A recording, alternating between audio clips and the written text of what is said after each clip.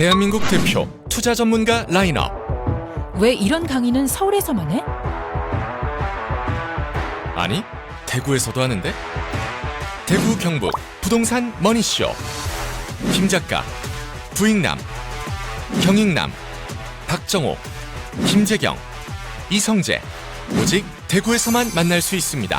대구 경북 부동산 머니쇼 7월 4일 5일 사전 예약 접수 중. 여의도 맨션 구독자 여러분 안녕하십니까, 박정호입니다. 안녕하십니까, 조피디입니다. 아니 형님, 저는 제 대한민국 국민으로서 대한민국 국민이라는 데 굉장히 큰 자부심을 갖고 있습니다. 그거 우리 조피디 그 사실입니다. 네, 저 진짜 자부심을 갖고 있고 어디 가서도 그렇게 얘기하고. 맞아. 네.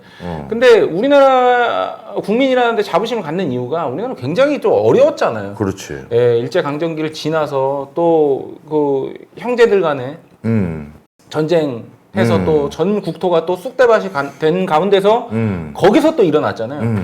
근데 저는 뭐 생각해봤어요, 형님. 우리나라만큼 이렇게 어려웠다가 지금 잘 돼 있는 나라가 우리나라 말고 또 있나요? 사실 없어. 사실은 없는데 네. 굳이 그러지 마시고 한 명만 꼽아주세요 이런 사람들이 네. 있어. 그러면 진짜 딱 하나를 꼽는데 나는 핀란드를 꼽아. 핀란드요? 약간 뭐 생소하시는 분들도 계시겠지만. 우리 뭐 저기 여의도 맨션은 내가 몇 번 얘기했지만 일단 없다고 하는 이유는 늘 얘기하잖아. 진짜 선진국을 구분하는 기준 중에 하나인 30-50 클럽. 30-50 클럽. 30-50 클럽 일단 뭐 미국 들어가야 되고요. 일본 들어가야죠. 독일, 프랑스, 그 다음에 영국, 이탈리아. 그 다음에 한국.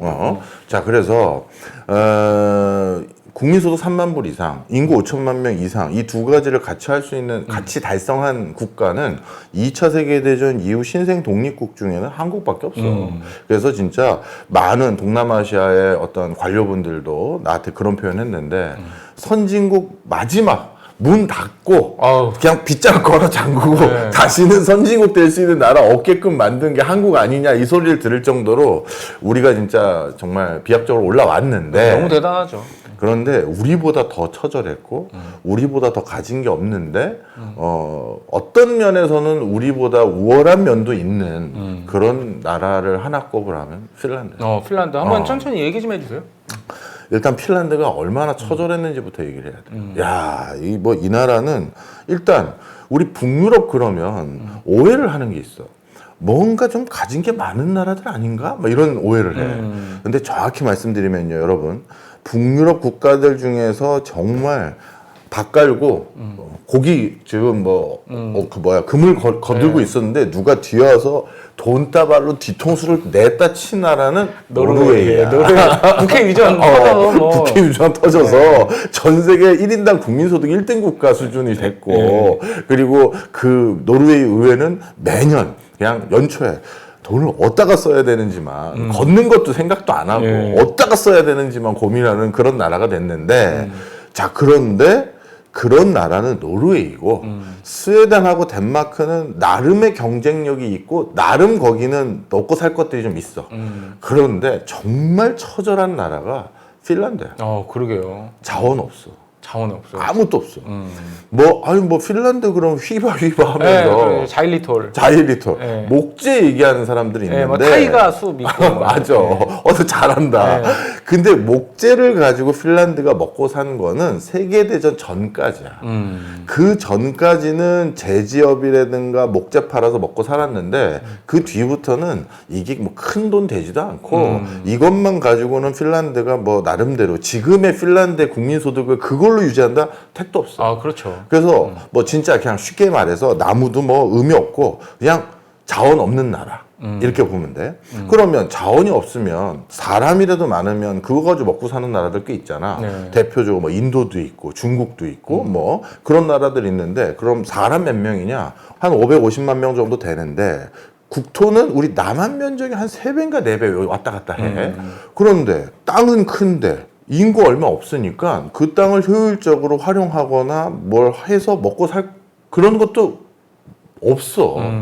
그러니까 우리가 땅은 넓은데 인구가 너무 적어도 그 땅 활용할 수 있는 사람이 없잖아. 그렇죠. 근데 아무 의미가 없는 거야. 그래서 인구도 500만 명밖에 안 되다 보니까 뭐 사람 숫자도 얼마 안 되고, 그리고 제일 중요한 거. 그럼 땅이 넓으니까 호주나 미국처럼 대규모 경작해가지고 말이지 뭔가 그 북유럽의 특산물들 만들어서 뭔가 그 유럽에 여기저기에 판매하고 뭐 이런 것들 하면 되지 않겠느냐? 천만입니다, 여러분. 제가 핀란드 처음 갔을 때 놀랐던 게 전 국토의 70%가 자기네들은 산이래. 우리나라랑 비슷하네요. 네, 그래서. 그래도 먹고 사는데 문제 없겠네요. 왜냐하면 우리나라는 전 국토의 70%가 산인데 경작할 수 있는 면적이 15% 넘고 20% 좀 안 됐거든. 예. 지금은 좀 더 줄었을 거야. 휴경하는 데가 많아서. 그럼에도 불구하고 우리가 쌀 같은 경우 확실히 자급자족 되잖아. 그렇죠. 쌀 정도는 되죠. 그렇지. 그러다 보니까 여기는 인구가 우리의 10분의 1밖에 안 되니까 식량 걱정은 없으시겠네 했는데 아니더라고. 거기 일단 기후대가 냉대 한대 기후라서 농사가 좀 어렵잖아요. 정답입니다. 저기 박 교수님 꼭 겨울에 한번 들려주세요. 그러더라고. 겨울에 자기네 헬싱키를 비롯해서 몇 개 도시들이 있어. 네. 그거 살짝 넘어가면 영하 40도래. 와, 씨. 그러니 뭐 이거는 뭐 겨울에는 일단 아무것도 못 하고 그 다음에 재배가 가능한 면적지도 그러니까 면적도 전 국토의 5%밖에 안 돼. 5%. 결국 그래서 걔네들 어떻게 되느냐 먹을 게 없어. 위도상으로 워낙 또 고위도에 있다 보니까 먹을 게 없어서 일단 당황하시면 안 되는 게요. 혹시 오로라 보러 가실 때 핀란드나 노르웨이나 그쪽도 오로라 좋은 거 있습니다. 있는데 저는 가능하면 캐나다로 가라고 권해요. 캐나다.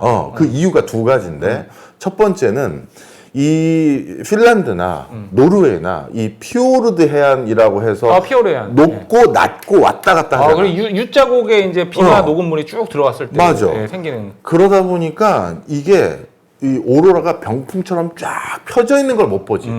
산에 가리잖아. 산에. 각도가. 물론 뭐 산 위로 올라가서 보려면 보지만 휴양지가 이 산 꼭대기에 있는 휴양지가 어디 있나? 밑에 있지 다.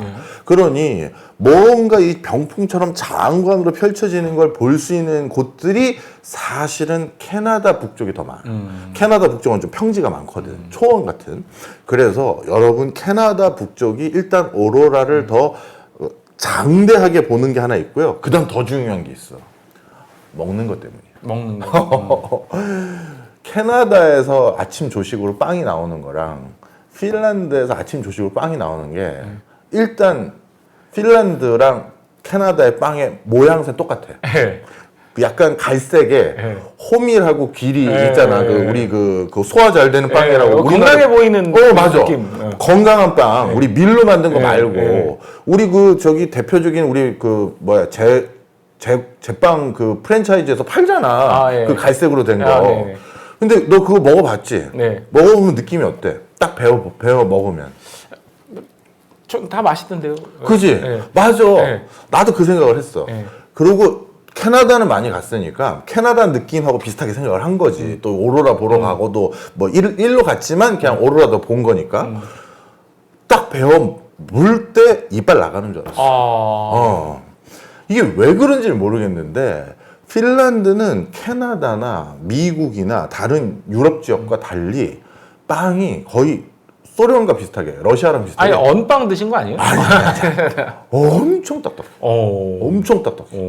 그럼 우리 커피나 우유 같은 데 이렇게 적셔 먹어야 되나? 그렇거나 나 그래서 진짜 네 말대로 따뜻한 커피에다가 그냥 찍어서 먹었어. 그냥 그렇게 먹으면 이빨 나갈 정도야. 그래서 썰 때 이게 진짜 그 칼 탁 치면 탕 소리 나는 느낌 있잖아. 그래서 이 무슨 톱질하는 것처럼. 저기 무슨 이게 모형 있잖아요. 모형. 맞아. 그런 걸로 이렇게 썰어서 먹는데 물론 오래 씹으면 고소한 맛 나죠. 그런데 우리가 원래 식빵 그 먹는 빵들은 약간 소프트하게 그렇죠. 약간 푹신푹신하잖아. 근데 핀란드 사람들은 그건 또 빵이 아니라는 거야. 내가 한국의 빵은 이렇게 푹신푹신하다 쿠션처럼 그렇게 얘기를 했더니 그걸 무슨 맛으로 먹냐는 거야. 근데 얘는 진짜 그 딱딱한 걸 쫙쫙 떼먹으면서 진짜 잘 먹어. 자, 그런데 그만큼 솔직히 말하면 그런 걸 누가 맛스럽게 먹는 거는 사실 수세기 동안 어쩔 수 없이 그걸 먹었기 때문에 입맛이 그렇게 된 거잖아. 그렇죠. 그리고 식재료로 사용하는 것도 되게 제한적이야. 그러다 보니 정말 핀란드 쪽에 오로라 보러 가실 때는 의외로 음식 때문에 조금 고생하실 수 있다. 그거 말씀드리고 그리고 걔네들이 먹는 전통 빵 이름이 있어. 내가 인터넷에 다시 찾아왔었거든. 네. 페툴에이파라는 게 있어. 패츄레이바. 이게 뭐냐면 소나무 안쪽 속껍데기야. 소나무 속껍데기를 가지고 빵을 만든 거야. 왜 그런지 감오지. 우리나라랑 비슷한 우리나라 나무 속껍질 먹고 했었던 때가 뭐 먹을 게 많다면 그거 왜 건드렸겠어요? 우리 예전에 보릿고기 때 뭐 먹는다고 했었어? 예, 그래 뭐 나무 껍질 초근 목피. 예, 초근 목피. 바로 초근 목피를 먹고 사는 그렇죠. 거야. 목피죠, 목피. 목피야. 소나무 속껍데기를 가지고 빵을 만드는 걸 가끔 걔네도 뭐 동네 빵집 가면 그걸 사서 먹는 사람이 있는데 그걸 왜 먹냐고 물어봤더니 맛은 더 없어. 근데 그걸 왜 먹냐고 물어봤더니 그 핀란드는 뭐 한 200년 지나면 한 그 중에 한 3번, 4번은 엄청난 냉해로 전 인구의 한 3분의 1이 기아로 죽어. 그러다 보니까 반복되니까 냉해라는 게 자연재해니까 뭐 컨트롤 될 수 있는 게 아니잖아. 그렇죠. 그러다 보니까 그럴 때는 호밀이나 귀리도 얻기가 어려워서 마지막으로 본인들이 빵으로 만들어 먹을 수 있는 게 진짜 우리 보릿고기 때 초근 목피랑 똑같은 걸 하더라고. 먹을 게 많다면 왜 건드렸겠어요? 그렇지. 내가 그 모습을 보고 야 얘네가 북유럽의 한국이었구나 이 생각이 딱 들었어. 그렇죠. 그래서 자 정리를 하자면 핀란드는 정말 우리만큼 처절했던 나라다. 이렇게 보면 돼. 그럼 그 나라가 이 처절한 나라가 살아가기 위한 나름대로 방법론을 찾아야 될 거 아니야. 그렇죠. 그 방법론을 국기에서 볼 수 있어. 국기. 핀란드 국기. 하얀색에 파란색 십자가. 그렇지. 십자가 약간 이쪽 예, 틀어졌지. 그렇죠. 예. 우리 뒤에 아마 나올 겁니다. 그런데 핀란드 국기랑 노르웨이 국기, 예. 스웨덴 국기, 예. 아이슬란드 국기, 덴마크 국기 예. 다 십자가예요. 똑같아. 예. 그지? 예. 뭐만 달라? 색깔만. 색깔만 달라. 예. 자, 갖다 붙인 거야. 붙인 거예요. 그러니까 쉽게 얘기해서 이걸 먼저 말씀드리면 제가 무슨 얘기 하려는지 이해가 되실 텐데 핀란드는 우리가 북유럽에 있고 그리고 옆에 있는 제가 방금 말씀드렸던 노르웨이, 스웨덴, 아이슬란드, 덴마크 이런 나라랑 내가 같이 얘기했잖아. 네. 그리고 국기도 비슷하고. 네. 그러니까 뭐 문화적으로, 인종적으로, 언어적으로 똑같다고 생각하기 쉽지? 네. 천만에. 핀란드만 전혀 달라. 핀란드만 전혀 달라. 전혀 다른데 지네가 쓱 다가가고. 친하게 같이 지냅시다. 이렇게 한 할래. 거야. 이유를 설명해 줄게. 왜 핀란드냐면 핀족의 나라라는 뜻이야. 핀랜드네요. 핀족인데 얘네들이 쓰는 언어가 우랄 알타이어고 그 옆에 스웨덴, 노르웨이, 덴마크 이쪽은 유럽 인도어계야. 정확히 말하면 이제 게르만 쪽이야. 더 그렇죠. 세부 언어적으로. 게르만 쪽이 여러 족들이 있었잖아요. 맞아. 그래서 인도 유럽어족인데 그 밑에 하위 버전이 게르만인데 이거는 우랄 알타이어랑 다르잖아. 우리 어순도 다르잖아. 그렇죠. 그래서 핀족은 아시아에서 글로까지 간 거야. 거기 가서 적응한 애들인데 그런데 핀란드 애들 봤는데 우리 동양인 느낌은 안 나던데요. 막 이렇게 물어보잖아. 그렇죠. 그 이유가 진짜 수세기 동안 혼혈이 된 거야. 근데 약간 형님 얘기 듣고 보니까 약간 핀란드 사람들 그 눈동자가 정답입니다. 네. 핀란드를 실제 가면 검은 머리카락이 많아. 맞아요. 눈 색깔도 유럽보다는 아시아 쪽에 느낌이 많아. 그리고 왜냐면 우린 알거든, 느낌상. 그렇죠. 너무 내 느낌인가? 하여튼 그래서 진짜 핀란드는 아시아에서 넘어온 사람들이 맞아. 그리고 생각해보니까 그 2차 대전 때 그 전설적인 스나이퍼가 있잖아요. 누구지? 시모 헤이웨? 저 사람 약간 동양인 느낌 있네, 진짜. 그러니까 저도 저분을 떠올렸어요. 이게 약간 눈빛이라든지. 그렇네. 그런데 진짜 저기가 스나이퍼가 될 수밖에 없는 게 저기에 또 한 가지 문제가 사람이 늘 수가 없는 게 야생동물에게 잡아먹히는 사람이 많아. 그러니 살아남으려면 진짜 한 방에 그냥 딱 뭐라고 해야 돼? 진짜 치명상을 입혀야 돼. 아니 우리나라랑 정말 비슷하다. 우리나라도 호랑이, 표범, 곰 다 있었잖아요. 다 있었지. 아니 조선시대 때요. 이제 호랑이나 표범한테 그렇게 많이 잡혀갔다는 거예요. 그래가지고 이제 잡혀간 사람은 살아서 온 사람이 없잖아요. 그래서 조선시대 때까지만 해도 줄무늬는 순놈이고 덩치가 크니까 어. 점박이는 암놈이다. 아. 요렇게 생각했대요. 잡혀가면은 못 오니까. 못 오니까. 예, 그러니까 아는 사람이 없는 거예요. 그냥 아. 다 호랑인데 예, 줄무늬가 등치가 크니까 순놈이고 점박이가 등치가 작으니까 암놈이다. 이렇게 생각했다는 거예요. 핀란드도 똑같이. 진짜 똑같네. 예. 아, 저 오늘 보니까 진짜 핀란드가 내가 생각한 것보다 우리나라랑 관련이 있는 게 많네. 그렇죠. 진짜 북유럽에 딱 가면 야 얘네들 우리처럼 처절했구나 느낌이 딱 온다니까. 자 그래서 이제 정리를 하자면 언어도 우리 쪽이고 유럽 쪽이 아니고 인종도 원래 달랐는데 붙은 거야. 그 국기도 그렇게 비슷하게 된 게 점점 지네가 살기 위해서 붙은 거야. 아, 그런데 원래는 완전 다르다. 그러면 붙었다는 게 도대체 뭡니까, 교수님? 자, 북유럽의 그 5개 국가들을 부르는 대표적인 이름이 노르딕이라고 많이 하잖아. 네, 노르딕. 이 노르딕이라고 그 5개 국가를 마치 하나처럼 우리가 부르게 된 이유가 노르딕 의회가 그 5개 국가들이 만들었기 때문이야. 1952년에. 예. 노르딕 의회 협의체라고 만들어서 이 5개 국가가 야 우리는 누구도 각자 도생을 못해. 그래서 우리는 서로 협력해야 돼. 그걸 한 거야. 왜냐하면 물건을 만들어도 규모감 있게 만들 수도 없고 물건을 외국에서부터 사오더라도 비싸게 사야 되는 거예요. 그렇지. 뭔가 벌크로 띄워야 물건이 싸게 사오는데 그렇죠. 그렇게 안 하잖아. 그리고 지정학적으로도 좀 외졌어요. 맞아. 그러다 보니까 뭔가 물가는 너무 비싸고 뭔가 의미 있게 교육할 수도 없고 의미 있게 뭔가 생산도 안 되고 그래서 우리 5개 국가는 연대하자. 그러지 않고선 우리 살 수가 없다. 그리고 또 한 가지. 바로 옆에 소련이 있지. 예.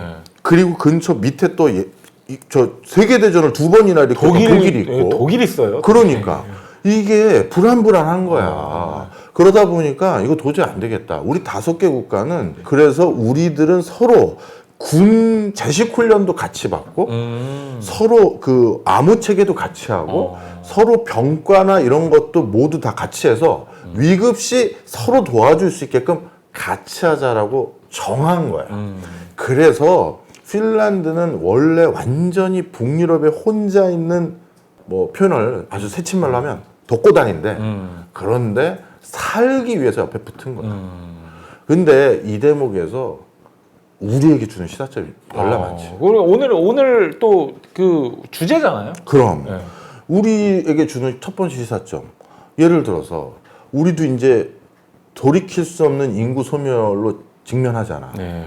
그러면 인구가 줄어들고 그러면 예전처럼 우리 뭐 삼성이나 현대나 LG처럼 내수에만 팔아도 5천만 명에게 팔 수 있고 더 수출도 해서 더 그것까지 고려해서 공장 크게 짓자 했던 것들이 조금씩 와야 되는 산업체들이 생길 거 아니야. 그럼 물가 연락 비싸지겠지. 그 다음에 지금도 우리 장병들이 모자라서 군무원들이 일을 하고 있다며. 네, 뭐 그런 얘기 많이. 군무원은 민간인이란 말이야. 이게 군인이 아니라고. 그렇죠. 그런데 군무원이 보호처수고 경비보고 한대.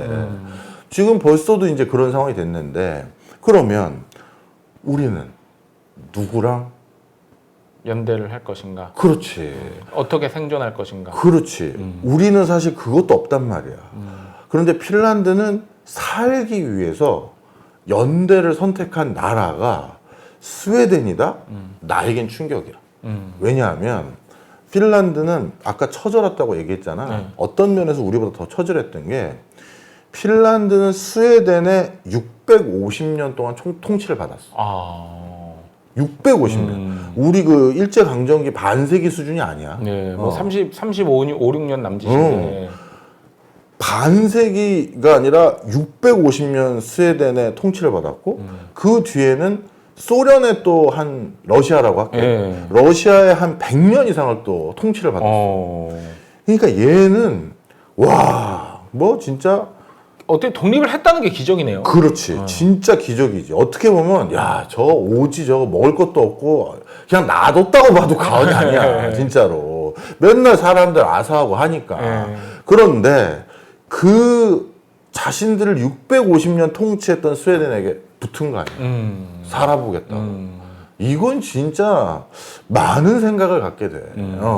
자, 그래서 이런 핀란드가 그러면 이 노르딕 의회, 협의체 여기에 들어가서 그 뒤로 경제 발전을 어떻게 하기 시작했느냐. 지금 북유럽의 대표적으로 잘 사는 국가고 그렇죠. 핀란드 하면 우리 대표적으로 노키아도 생각나고 아, 그렇죠. 괜찮은 뭐 앵그리버드 이런 것도 생각나고 나름대로 경쟁력 있는 회사들 많이 생각나잖아. 그게 어떻게 됐는지는 다음 시간에.